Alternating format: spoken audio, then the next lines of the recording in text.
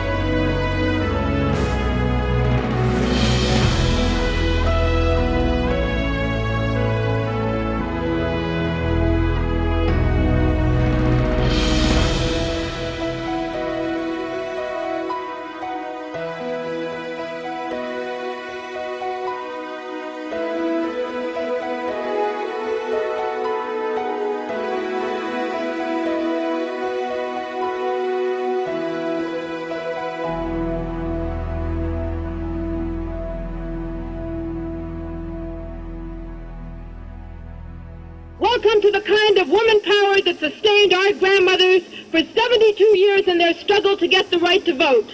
Welcome to the new wave of feminism. Welcome to each other. Welcome home. This is just one of many rallies held today to signal the beginning of the National Women's Conference.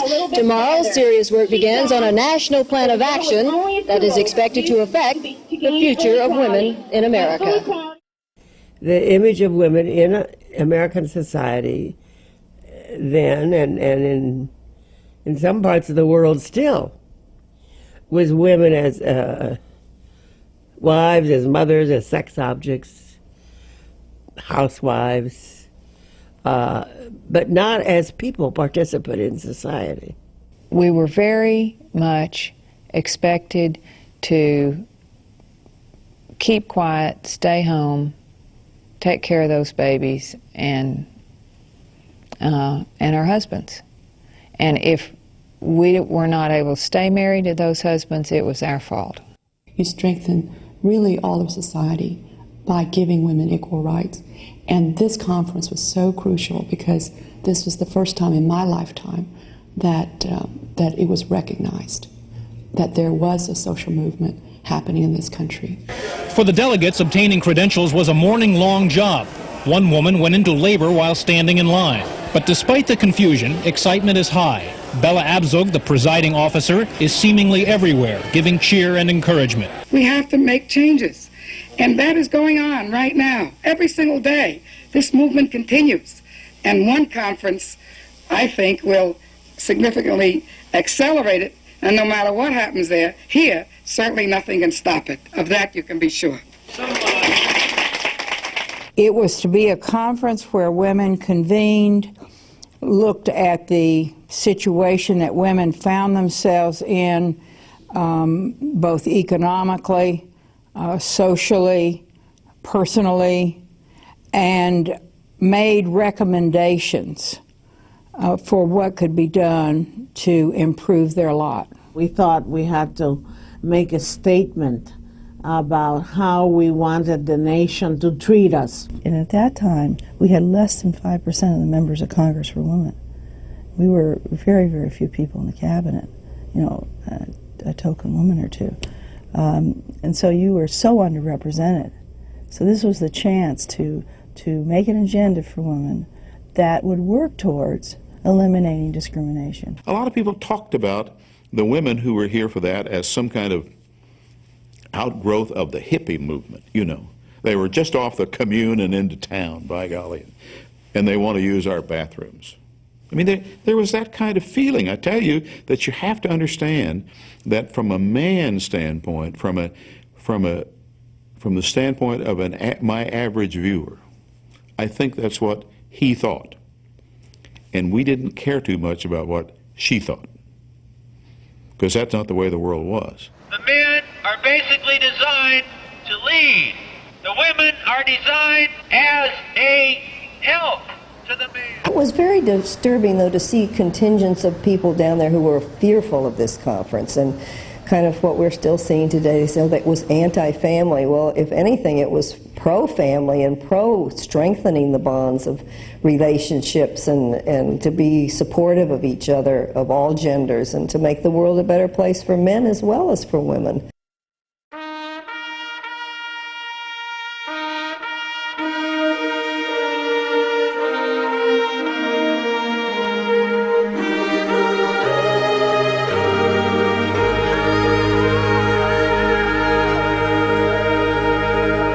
In late September, the torch left Seneca Falls, the site of the last women's conference back in 1848.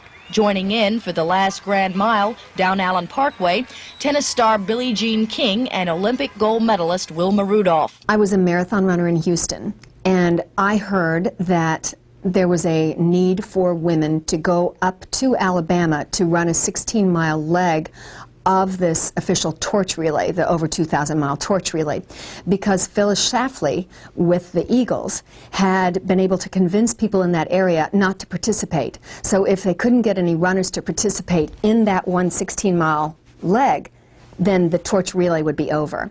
So I got a call from a friend, and she asked me if they could fly me up there to run that 16-mile leg. And then they asked me to participate in the last mile, carrying the torch in.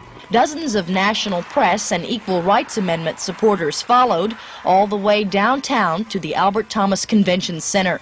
Even less athletic types like IWY leader Bella Abzug jogged that last few steps as the crowd cheered the 2,000 women who brought the torch 2,700 miles to Houston. The origins of the whole energy about doing things for women came from the United Nations and the World Conference on Women in 1975.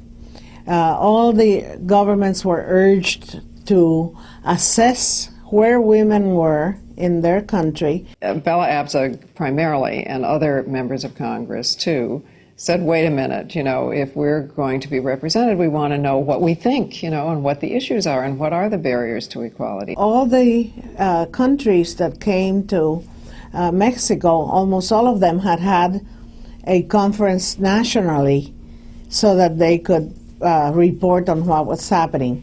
In the United States, that had not happened. And that was the beginning of a piece of legislation that, for the first time, appropriated federal money to create a representative constitutional convention, you might say. What it included was that there would be a pre-conference in all 50 states that would elect the delegates to go to the Houston conference.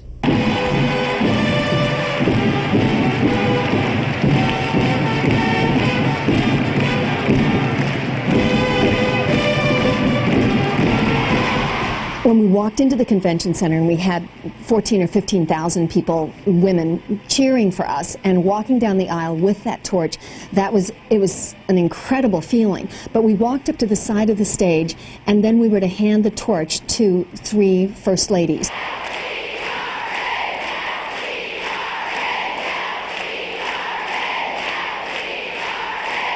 And to be out there with a Hispanic woman on my left or right, and an African-American woman, and to carry that torch, it just was wonderful.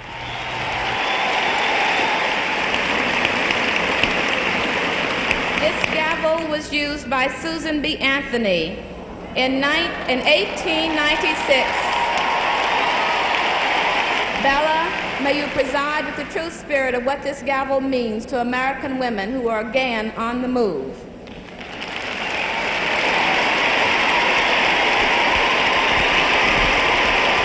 The women's movement has become an indestructible part of American life. It is the homemaker deciding that raising children, cleaning and cooking, and all the other things she does for her family is work that should be accorded respect and value. It is the young woman student asserting that she wants to play baseball, carry a torch, major in physics or become a brain surgeon. It is the working woman demanding that she get the same pay and promotion opportunities as a man. It is a divorced woman fighting for Social Security benefits in her own right. It is the widow embarking on a new career. It is the mother organizing a daycare center. It is the battered wife seeking help. It is the woman running for public office. It's the woman on welfare looking for a decent part of American society.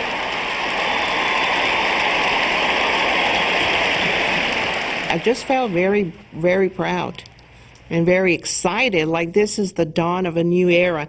And whatever walking and demonstrating and things that we had done in the past was finally bearing fruit. You could just feel the room and the reaction and just how powerful the message was of all the unity of women coming together. And it was the first time we'd ever done it, or at least in our lifetimes. And it was just sort of a, just kind of like, God, I can't believe I'm here, but look at how great it feels. No one person and no subgroup at this conference has the right answer. Wonder Woman is not a delegate here.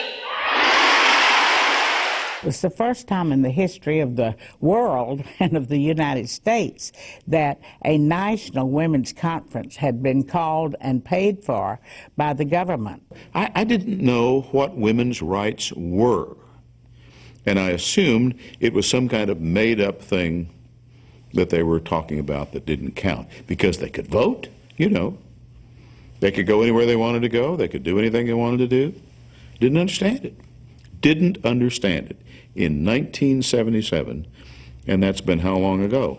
Not that long ago. I was like just so overwhelmed with the unity of and the possibility that these women were all together, hopefully there to try to improve women's place in society. I once thought the women's movement belonged more to my daughters than to me, but I have come to know that it belongs to women of all ages.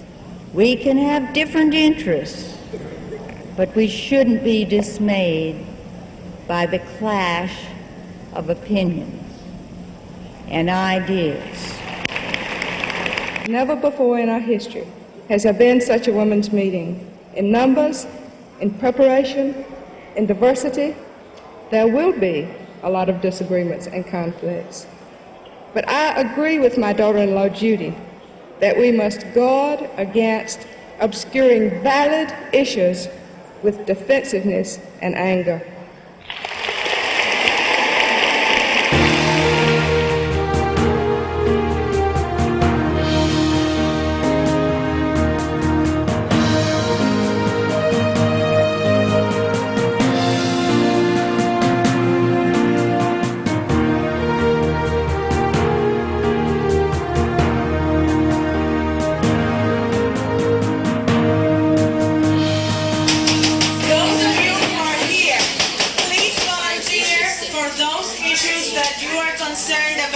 The purpose of the Pro-Plan Caucus is to facilitate passage of the 26 planks that have been put forward.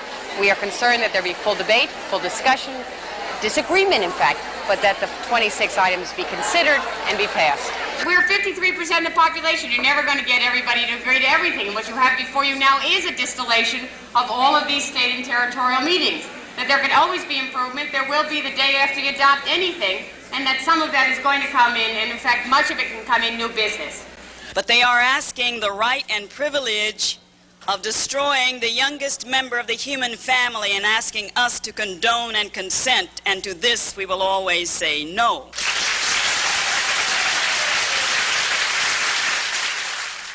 Well, there were caucuses and there were caucuses. There were caucuses before the caucuses, and there was organizing and pulling together to, you know, push certain issues, and there were discussions that were open. You were meeting with one group or another all the time.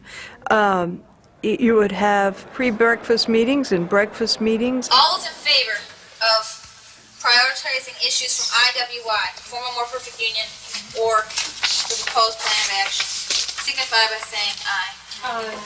Opposed? Opposed. Opposed. We would stay up until 3 o'clock in the morning, you know, writing up statements, and we're going to do this tomorrow, and we're going to do this, and we're going to present this, and some people didn't even go to bed, maybe slept a couple of hours. It was invigorating.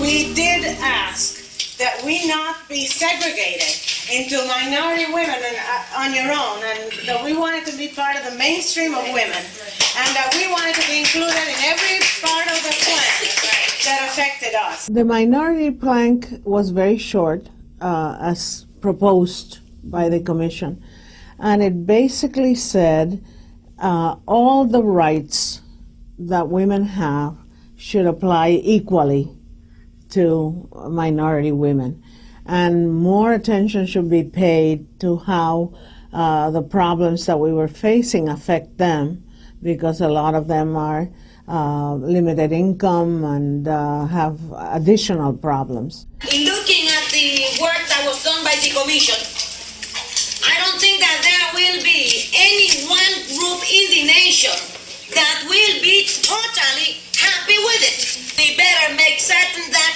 we do not open such a Pandora box that we will end up with nothing. And so it was very all-inclusive, but it didn't mention that the Mexican Americans have that particular problem about immigration, that the Asians have.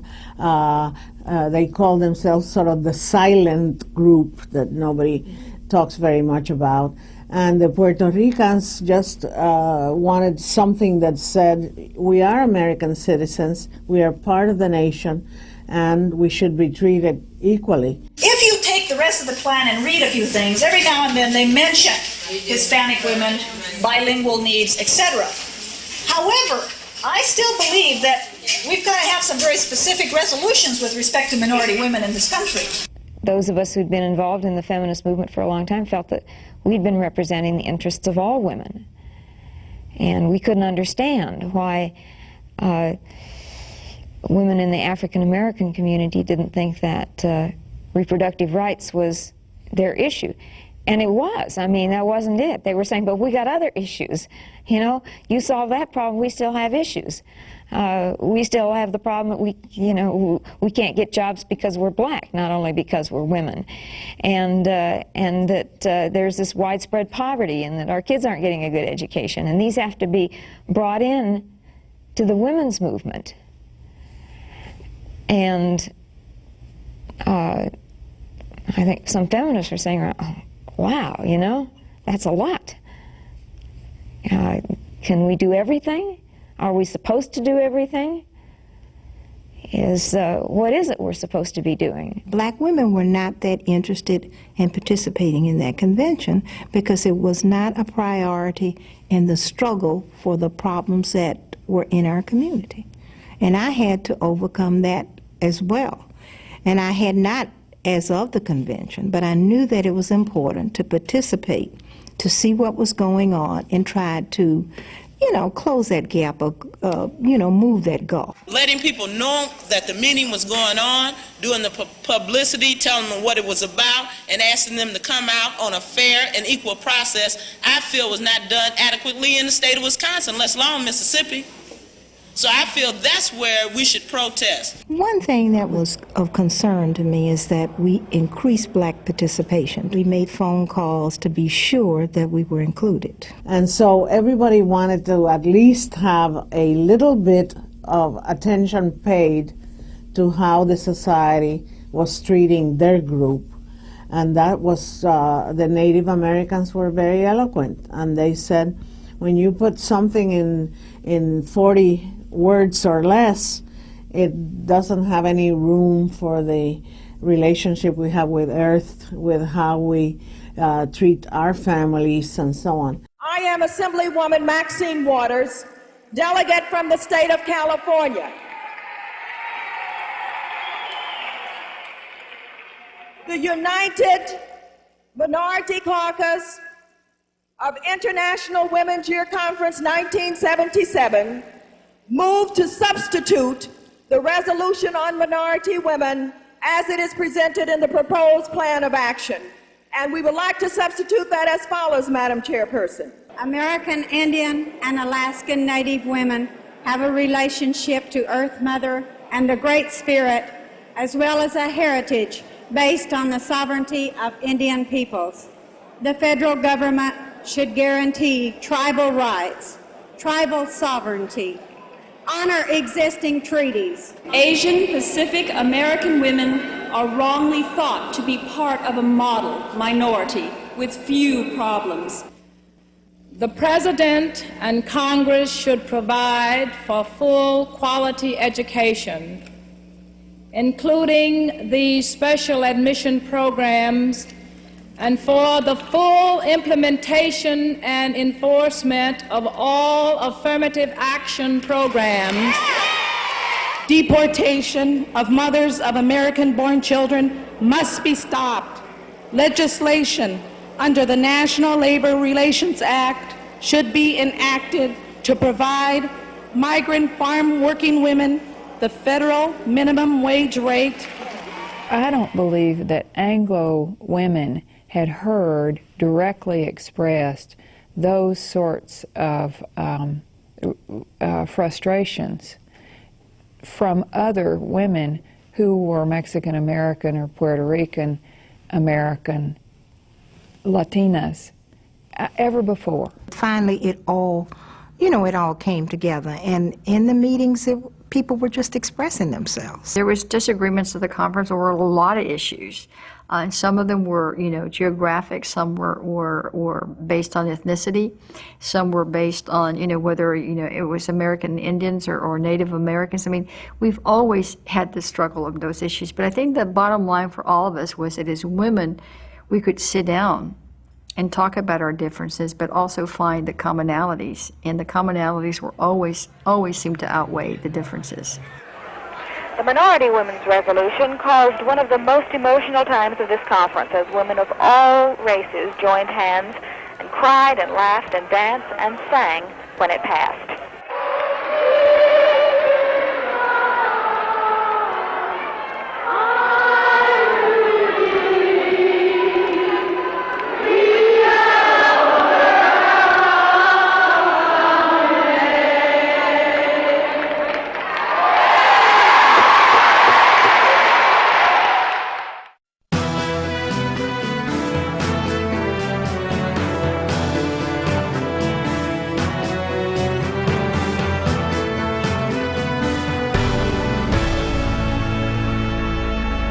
I'm opposed to the Equal Rights Amendment. I'm opposed to abortion. I'm opposed to the granting of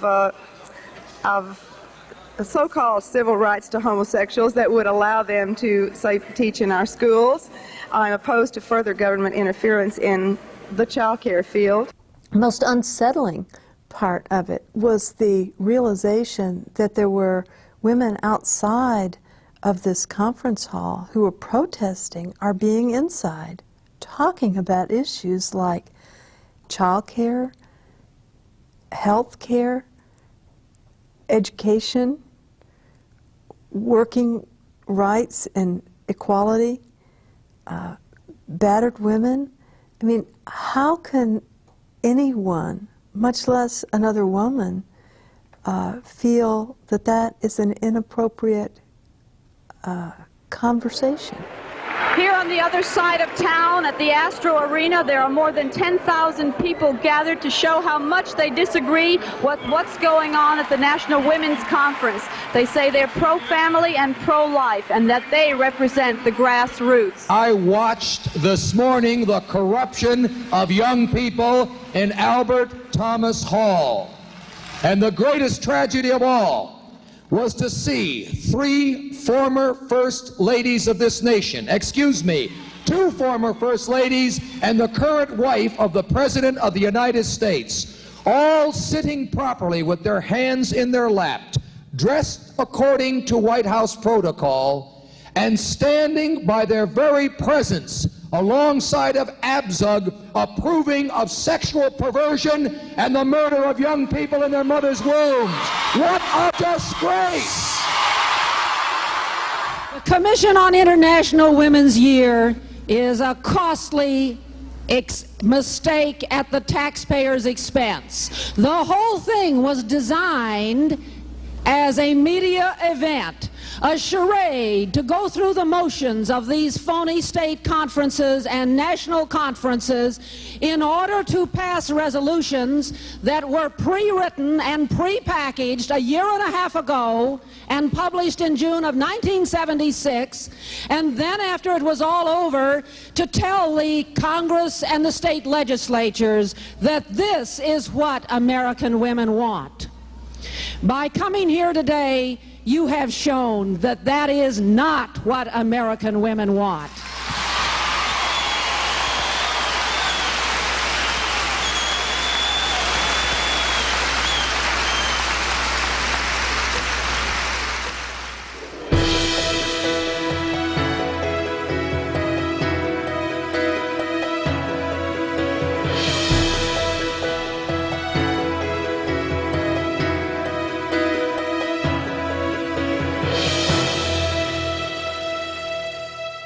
Blue card on mic 1, you will recognize. New Jersey women support the resolution on insurance. The current system of insurance throughout the country and the territories is one where women pay more and get less. I cannot even begin to tell you all of the issues that were covered at that conference. If you had a pink toenail, it was going to be covered, because we had to make sure that everybody who had an issue, who had an opinion, was going to be taken care of, and that they were going to be provided the platform so that they could speak their mind to see if we could find a solution. The President and Congress should support a practical plan for covering homemakers in their own right. Federal legislation should establish a national health security program. Present federal employees' health insurance policies and any future national health security program should cover women as individuals. I would like to speak in favor of the child care plank. As a single parent with 4 children, child care, quality child care has meant that I can attend school, helping me to become self-employed. I move to substitute the following resolution for the IWY resolution. Whereas child rearing is the God-given responsibility and privilege of parents, not the government. And I have a point of order. I wonder if the chair would rule if this amendment is in order, since it changes the intent of the entire motion. My understanding that we have just taken a vote to close debate. Therefore, it is my understanding that we should now move immediately to consideration of the substitute amendment on the floor without further debate. All those in favor of the resolution as it appears before you, please rise.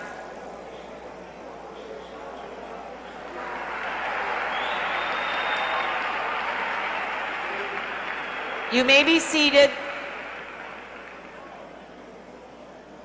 Sit down, fast. All those opposed to the resolution, please rise. The motion is clearly carried.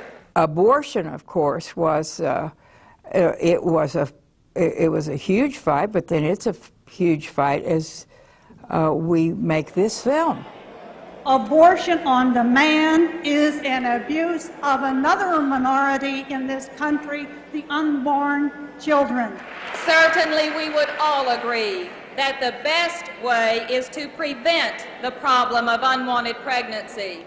It therefore has to be absolutely ridiculous for people who call themselves feminist to suggest that they kill their unborn children to solve their social problems.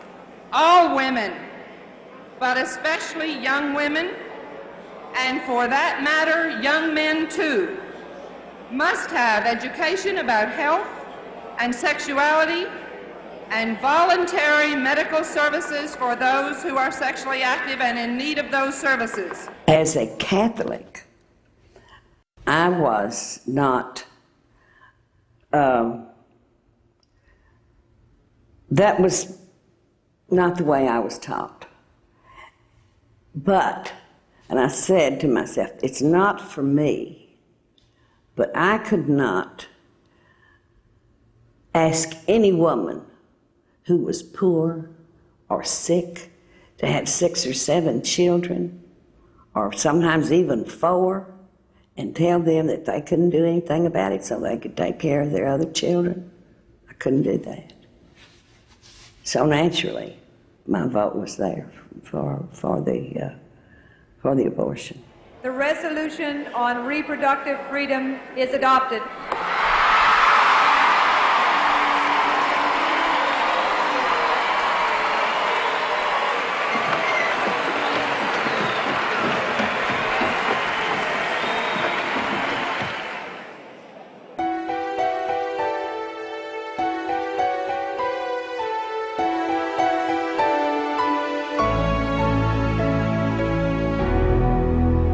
This issue is a very human issue and compels the sympathy of all concerned people, but it has always been an albatross on the neck of the feminist movement. Stay in order. The political reality is that passage of this resolution is an extra burden we do not need. I urge you to defeat this resolution. For the majority women, the Anglo women in charge of the conference, their greatest worry was that there would be any lesbians visible in any way, shape, form, or fashion. That was not an issue that had ever been addressed, talked about, dealt with. Congress, state, and local legislatures should enact legislation to eliminate discrimination on the basis of sexual and affectional preference in areas including, but not limited to, employment, housing, public accommodations, credit, public facilities, government funding, and the military. The national group that was kind of setting the agenda and the boundaries about which issues that were going to be discussed didn't want to address the lesbian issue. And, you know, in 1977, it was still pretty much in the closet, and the feminist movement was still pretty divided. This is a feminist issue because discrimination against women begins at the basis of sexuality. There are double standards. One standard for males, another for females.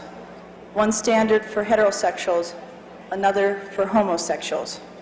And all these double standards in the issue of sexuality work to keep women in their place. I can still feel standing there and knowing all these cameras were everywhere and knowing that it was a plank that was viewed as controversial, but I felt extremely important. And knowing also that I really felt we were on the right side of history. I felt very comfortable with it. There was a problem dealing with that, and our women would say, excuse me, that we did not say that's not a priority for us. Women sleeping with women. Melva, if you vote for that, I'm going home. I mean, I had that. And when Betty Friedan came up to the microphone, I thought there had been a mistake. I didn't know that she was going to speak in favor, because she had always fought us tooth and nail. I am known to be violently opposed to the lesbian issue in the women's movement. And in fact, I have been. This issue has been used to divide us too much. I believe that we must help the women who are lesbians be protected in their own civil rights.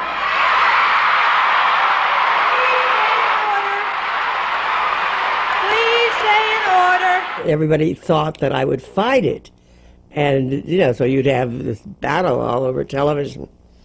I was never against lesbian rights. I didn't.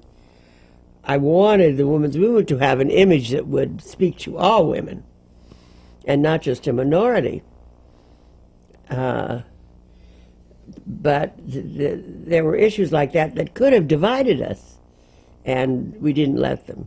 Finally, everybody came together and said, no, issues of sexual orientation that oppress the percentage of women who are lesbian, who are bisexual, those are absolutely crucial issues.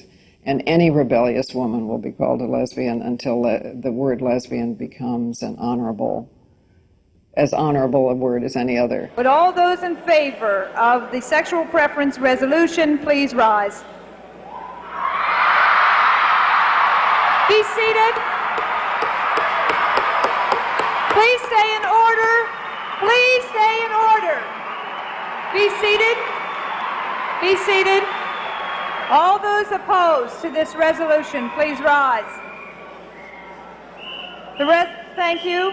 The resolution has clearly carried. It is adopted.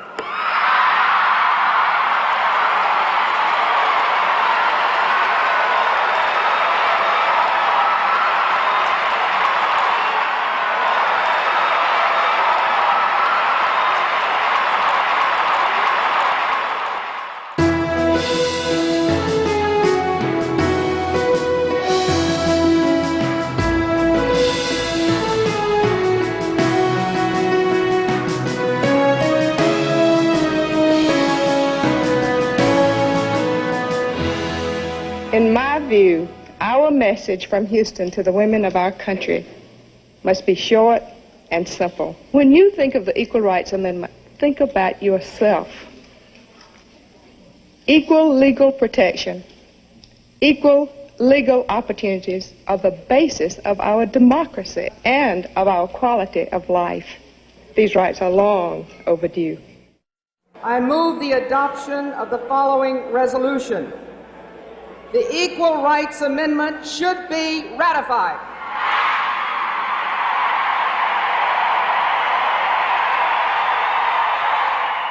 Bella saw me, and she asked me to come to her hotel one afternoon. So I went over there late afternoon. Bella was eating, and I was terribly nervous. Just, you know, it would be like a Catholic being summoned to the Pope. To be invited by Bella Abzug to come and talk to her. She said, I want to know more about you, Texas. Tell me something about you. And I tried to give her a little bit of my history. And she said, well, I like you.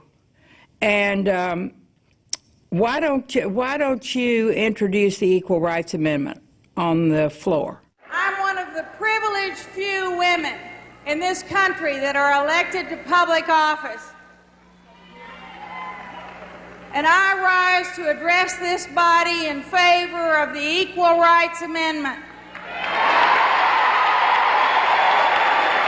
I rise on behalf of those few of us who are fortunate enough to be in the positions that we are in. But I rise on behalf of those who are speechless and voiceless. I also rise on behalf of the men, the contemporary men of America in 35 states who had the guts to stand up and ratify the Equal Rights Amendment. I wish to make a substitute amendment. Whereas existing federal laws guarantee equality of opportunity in all areas such as employment, education, and credit.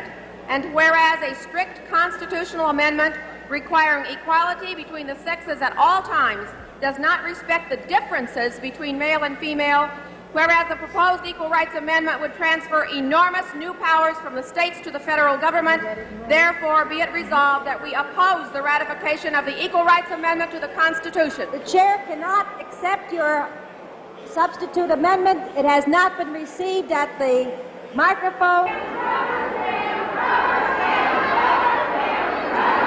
I would like to ask this body to give the most resounding and urgent vote demanding the ratification of the Equal Rights Amendment within the coming year, because otherwise the enormous expenditure of energy and money and effort that has brought us to this point will be in vain, and these 10 years of movement will be in vain.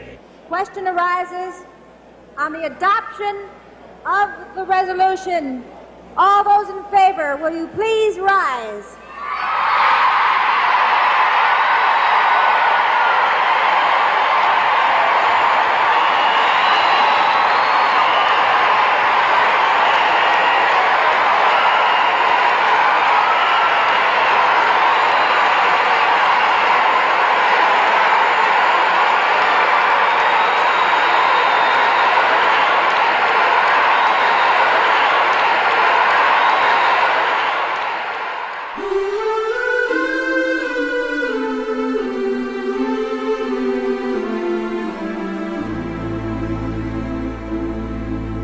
I said, when I die, don't send me flowers, send me 3 more states to ratify the Equal Rights Amendment. People who killed the ratification of the Equal Rights Amendment were old white men who dominate the power positions in state legislative offices. I mean, the old man who's the chairman of the Judiciary Committee, or the old man who's the speaker, or the old man who's the chairman of the Rules Committee, and they weren't there. They weren't there, they weren't watching it, and if they thought about it at all, they thought of it as, you know, some wacky deal those women were doing. We lost it because of a lot of tricks pulled by major, interests that profit from underpaying women, profit from a discriminatory insurance system. So, we weren't naive. We understood that. We needed champions in the United States Senate. We needed champions in the Congress, and we certainly needed a champion in the White House. I think Jimmy Carter thought that he had done a really big deal by seeing to it that we got to have the conference. And on that advisory committee for women, we wanted Jimmy to help us pass the Equal Rights Amendment in the various states. I was a great supporter, and still am a great admirer of Jimmy Carter's. But this was a hot potato, women's rights. This was as controversial and as difficult an issue as you could possibly put on the desk of an elected official. The media bears a heavy responsibility for the defeat of the Equal Rights Amendment, because not one major media outlet ever did a report on what the Equal Rights Amendment would and wouldn't do, not one. And almost no coverage included the wording of the Equal Rights Amendment. Oh, if we passed the RA, we'd be in better shape, no question about it. We would have eliminated sex discrimination in insurance, which is very important because it deals with pensions and deals with fringe benefits that are not fringe really, they're part of your economic well-being. We would be better off in Social Security. Women are still getting 60% of what men are getting in Social Security. We'd have a better opportunity for equality in the military. And we would have stronger laws for fighting sex discrimination, wages, and education. I think we'll get the Equal Rights Amendment about the time when we get the first woman president, which may not be so far off.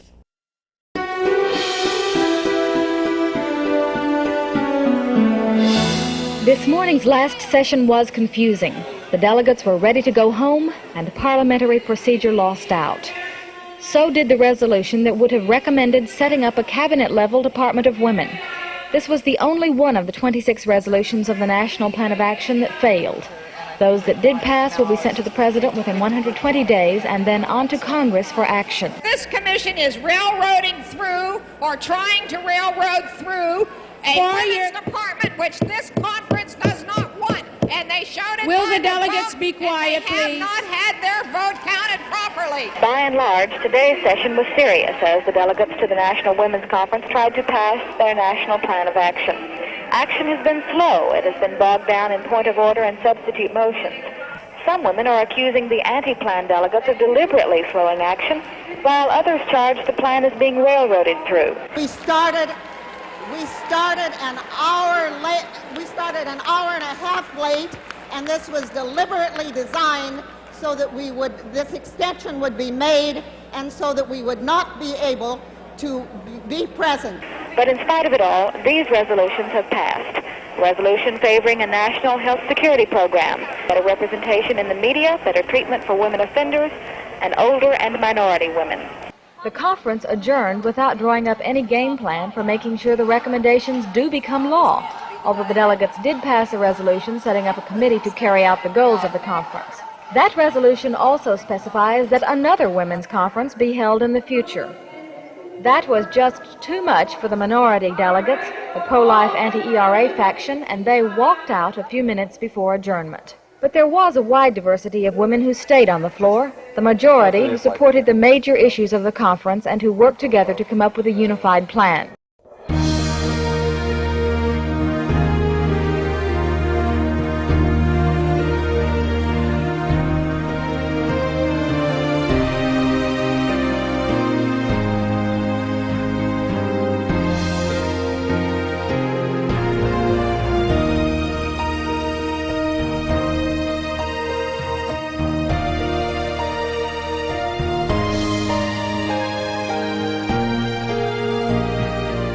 There was a report, it went to Congress, it went to all the states in order to help work on the barriers to equality that had been identified in Houston. The remaining group was also supposed to, and was advising the Carter administration. Well, we had a document that we wanted to implement, and that's what we told President Carter, that we didn't feel there had been enough support from the White House and the agencies of government. Someone advised Carter, who now seems so benign, but was not always so benign in office, that that he looked weak, that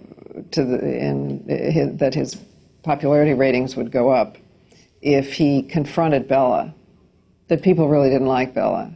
Carter eventually fired Bella as the head of the commission. And many of us, including myself, resigned in protest. We kept doing the work without many resources, but that work continued, and that continuing committee became the Women's Conference Committee, and it still is an organization that is alive but not working too much. But for the first years after the Houston conference, that committee was very, very active, held yearly conferences to assess the progress. Nothing could fight what happened afterwards in a right-wing sweep in 1980. You know, Reagan came in with an anti-women's rights agenda, which I don't think the public was really aware of, but that happened. And so we were slowed down. But I think that the conference was important. And it was important because for what it did for the women who participated, 20,000 women participated firsthand. And it was important also because it set a mood internationally and worldwide. I think one of the most important things that have happened for women in the latter part of the 20th century was the building of a global movement for women's rights. And this absolutely helped that.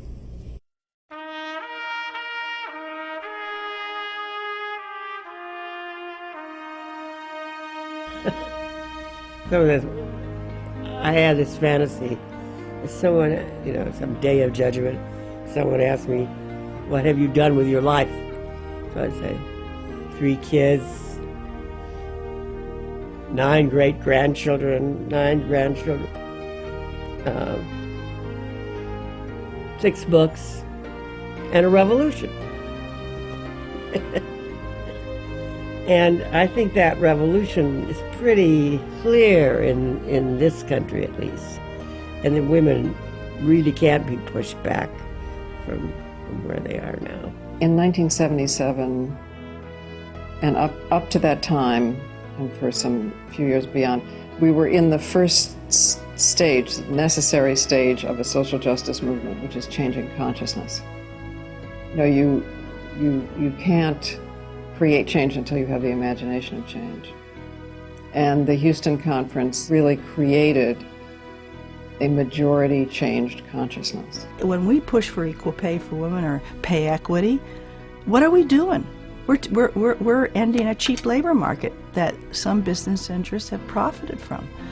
When we push to eliminate sex discrimination in insurance pricing, that's billions of dollars of discrimination there. Of course there's going to be opposition. When we push the religious interests that have excluded women from decision making, of course there's going to be a backlash from them. They've had it their way for so long. But the fact that we're moving forward is what's causing that backlash. If we weren't moving forward, we'd still be as we were at the beginning of the century. Changes have been made. I see women in the prosecutor's office, women in the hospitals, every place. There's still a lack of equity in pay, I know, with women with respect to men. And in the business world, in all areas, it has changed. Every political figure, I think, has to make a decision whether he's going to be for us or against us. And that began to happen. We got on the political agenda of every elected official for good or worse. You look for women to be marching the way they were marching 10, 20 years ago, you won't see it because it's part of society now. And also we're in an era where nobody's marching. So it's part of society. And I think it's a part of the consciousness of several generations of women. And young women just take it all for granted. For instance, young women ask themselves, how can I combine career and family? Why are young men not asking that question? The young women nowadays see it as, well, yeah, it was part of history, but they don't realize what an impact it has on their lives right now. And what I'm worried is, if they start taking away some of these rights slowly, will they rise up to the occasion and protest it? We in the United States think like everything's a ball game, that you win or you lose. Change is not that. It's a process. And there's a lot of battles, a lot of skirmishes, and you got to just be in there for the long haul. It caused a spark in so many women to know that the fight was worth it and that they were not alone in their efforts and that there were thousands of women out there who agreed with them and who were going to be there to help. The cause of equal and human rights will reap what is sown.